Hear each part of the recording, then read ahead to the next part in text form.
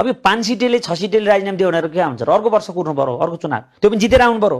अर्कोचोटि नि त्यो 5 सिटेभन्दा कम अर्थात् त्यति पनि भन भने भन्ने त्यही 1 सिटेले पनि राजीनामा दिनु पर्यो। राजीनामा दिने माग्ने जनमत उहाँसँग छैन, त्यो छैन र त्यो कोर्समा पुगे पनि छैन। म यहाँलाई के जोड्छु भने सम्माननीय प्रधानमन्त्रीज्यू के पर्सनल छ केही उहाँहरूको बिचमा या के कारणले चाहिँ हर्कजी यति धेरै? हर्कजीको स्वभाव यो कुकुरको पुछार 12 वर्ष ढुङ्गा राख्ने बाङ्गा बाङ्गे भने जस्तो त्यो स्वभाव त जाँदैन।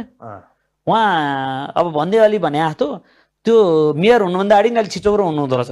यसो युट्युबतिर पुरानो भिडियो खोज्नुभयो भने चप्पलले हान्ने, लहाड्ने, यसो बोल्ने, जनताले त्यतिखेर त मन पर्यो, यो त हाम्रो मान्छे भयो क्या हो। जनता चाहिँ अलि बढी सत्तासँग सत्ता गलत भयो बेला, सत्ताको विरुद्ध गयो बेला खुसी हुन्छ कि।